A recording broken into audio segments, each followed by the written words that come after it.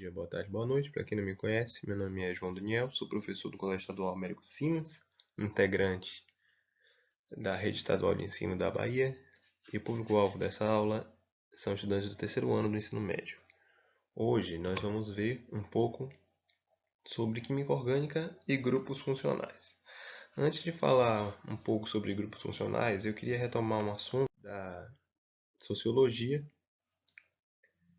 que são grupos sociais. Bom, nós somos seres humanos e seres humanos têm como característica viver em grupo. Então, o que são esses grupos sociais? Na sociologia, considera-se que grupos sociais existem quando, em determinado conjunto de pessoas, há relações estáveis em razão de objetivos e interesses comuns, assim como sentimentos de identidade grupal desenvolvidos através do contato contínuo, ou seja, são indivíduos que têm um interesse em comum. Na nossa sociedade, se você observar na sua sala de aula, se você observar na comunidade onde você está inserido, no seu prédio, você vai ver que existem inúmeras comunidades. Aqui eu vou dar um exemplo de algumas. Por exemplo, a comunidade das pessoas que gostam de rap, de trap, até do Jacinto Manto, para quem não conhece, meme ele. Outras pessoas que curtem música gospel, também é um grupo social. Outro grupo de pessoas que curtem pagode, samba, pertencem a um outro grupo social, que apresentam características inerentes a cada grupo. Como é que você sabe que um indivíduo gosta de música evangélica, gosta de música gospel, gosta de música católica? Como é que você identifica que um indivíduo gosta de rap, de trap? Como é que você identifica? Aquele indivíduo tem uma característica em comum com os outros indivíduos. Se você vai lá no paredão do Poeta, do Lambaçaia, do Igor Canário, do Zé Paredão, você vai verificar que todos os indivíduos têm uma característica em comum, além do próprio som que eles estão ouvindo. Você vai lá num show da Extra, lá no show do Diante do Trono, vai ver que os indivíduos têm uma característica em comum que vai além da própria música que eles estão curtindo ali no momento, né? Então, existem também inúmeros outros grupos sociais. Aqui eu só trago um trecho, uma parte, né, dos grupos sociais. Mas quais são as semelhanças que os grupos sociais têm com os grupos funcionais na química orgânica? Assim como os grupos funcionais em química orgânica, eles são caracterizados por estruturas que apresentam propriedades semelhantes. Ou seja, o que faz com que você identifique que o indivíduo ele pertence àquele grupo social que gosta de música evangélica, gosta de música religiosa, gosta de música católica, ou que gosta de samba, pagode, paredão, é essa característica que também ajuda, colabora para a gente identificar um grupo funcional na química orgânica, porque são estruturas que apresentam propriedades semelhantes. Então, que propriedades semelhantes são essas? Diante de determinadas substâncias e condições específicas, os compostos pertencentes a uma mesma função orgânica comportam-se de maneira muito parecida. Certo? Quais são as funções orgânicas existentes? Bom, dentre as funções orgânicas mais trabalhadas, aquelas que aparecem com mais frequência no Enem, nós temos os hidrocarbonetos, que estão aqui exemplificados pelo gás de cozinha, que é uma mistura de butano e propano, e a gasolina. Hidrocarbonetos, o nome significa composto constituído exclusivamente de carbono e hidrogênio. Nós temos também o éter. O éter ele é utilizado majoritariamente em ambientes hospitalares para desinfecção. Nós temos também ésteres, que ele está presente no nosso cotidiano em essências como a essência de banana, a essência de abacaxi. Nós temos álcoois, como por exemplo, agora nesse período de pandemia, né, muita gente está falando de álcool. Nós temos o álcool líquido, o álcool gel, pertence a esse grupo funcional. Acetona, cetona, certo? Como vocês estão vendo aqui, cetona. Cetona, você já conhece a acetona, removedor de esmalte. Temos também aldeídos. Alguns aldeídos estão presentes na essência de baunilha e naquele odor característico da canela. Aminas.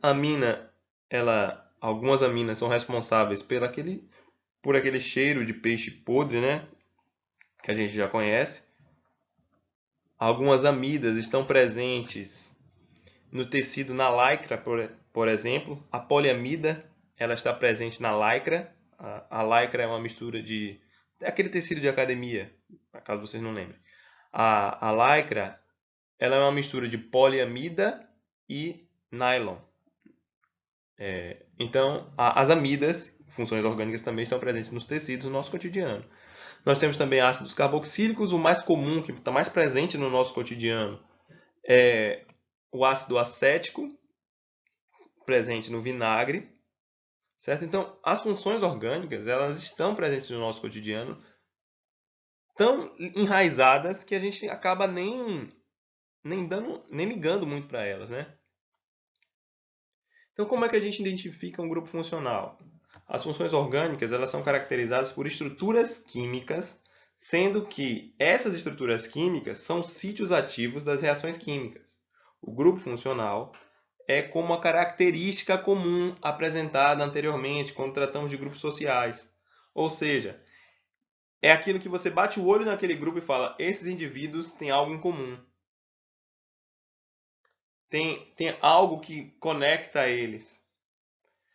É isso que é a função orgânica.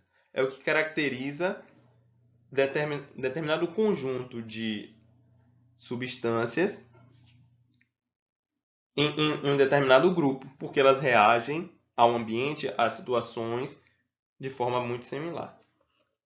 Então, aqui eu trago alguns grupos funcionais, os mais comuns, e algumas nomenclaturas. Nomenclatura a gente vai ver no próximo vídeo.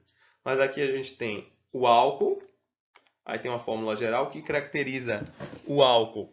É esse OH que vocês estão vendo aí, tá vendo? Esse R que vocês vão ver. Esse R e R tracinho, ele representa a cadeia carbônica, tá bom? Então, esse OH que vocês estão vendo no álcool é a função álcool. Todos os álcoois apresentam essa função. Já o aldeído, ele apresenta esse COOH que vocês estão vendo aí. É a característica dele. A cetona apresenta esse COO, C fazendo uma dupla ligação com oxigênio, carbono fazendo uma dupla ligação com oxigênio. O ácido carboxílico apresenta essa estrutura aqui, o COOH. O éster apresenta essa característica. O éter, esse oxigênio entre carbonos.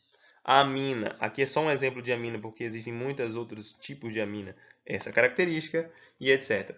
Aí vocês devem estar se perguntando, mas professor, o ácido carboxílico não tem esse OH que está aí? Por que ele não é um álcool? Porque, observe, ele vai reagir de forma diferente que o álcool. Se você colocar ele em contato com uma substância que reage com álcool, provavelmente ele não reaja e nem produza um produto parecido com aquele que vai reagir que vai ser produzido a partir da reação com álcool. Por isso que ele é uma outra classe de grupos de compostos orgânicos, está incluído em um outro grupo funcional. Apesar dele ter esse OH que vocês estão vendo aí, esse aqui, os dois terem em comum esse OH, eles não estão inseridos no mesmo grupo, certo? Então, pessoal, é isso. Muito obrigado e até a próxima.